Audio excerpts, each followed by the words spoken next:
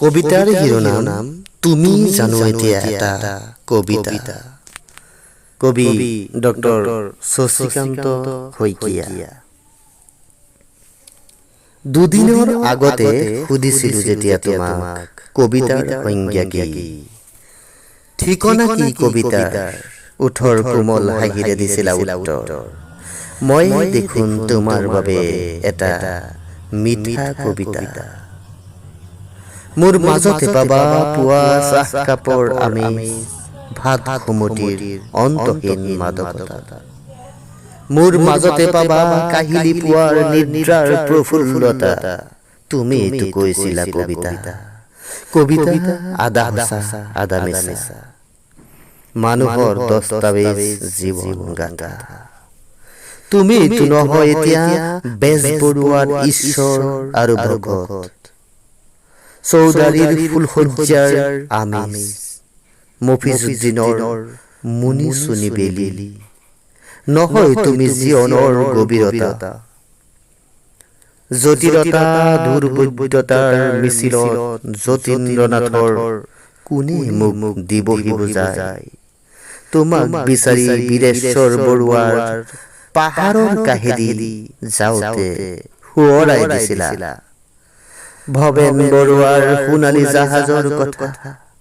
তাৰ পিছতো নকলা মোক দুৰ্গেশ্বৰ শৰ্মাৰ এতিয়াও কিবা যেন নাই ভাৱ। তুমি এইটো নহয় এতিয়া এটা কবিতা। আৰু মনোজ কুমাৰ গোস্বামীৰ হেপী লকডাউন ডেইজৰ কথা। তোমাৰ বিকল্পৰ সন্ধান বিচাৰি মই যাম কথা শিল্পী হোমেন বৰগোহাঁইৰ কাহলৈ। প্ৰয়োজন হলে যাম অমূল্য বৰুৱাৰ বেশ্যাজনীৰ কাহলৈ। কাৰণ তুমিতো নহয় এতিয়া এটা কবিতা। মহেন্দ্ৰ বৰাৰ চিনাকি গাঁৱৰ বাটবোৰ আজি অচিনাকি হ'ল। হীৰেন্দ্ৰনাথ দত্তৰ গাঁৱৰ গৰখীয়াৰ সপোন। হে মই তোমাক সুধিছো, তুমি জানো এতিয়া এটা কবিতা।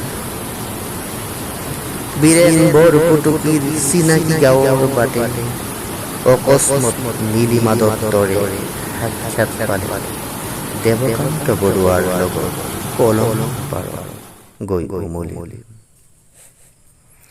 অৱনী চক্ৰৱৰ্তীৰ কবি আৰু কবিতাৰ ভঁৰালত বান্ধি থোৱা চিৰঞ্জীৱ জৈনৰ শিকলি ছিঙি তুমি বিশ্বাস নকৰিবও পাৰা, তোমাক বিচাৰি সমীৰ তাঁতীয়ে খোজকাঢ়ি যোৱাই দেখিছো।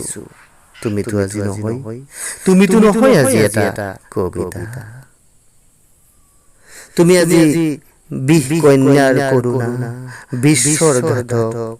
এইবাৰ ডিম্বেশ্বৰ দত্তৰ বিহুৱানখন উমান আনন্দত হয়তো লোৱা নহব। চন্দ্ৰফুকনৰ কোঠৰীৰ নিৰ্জনতাত বহি সঁচাকে সুধিছো তোমাক, তুমি জানো এতিয়া এটা কবিতা। তুমি নহয় মিঠা কবিতা, তুমি এতিয়া পৃথিৱীৰ তিতা অভিজ্ঞতা। ধন্যবাদ।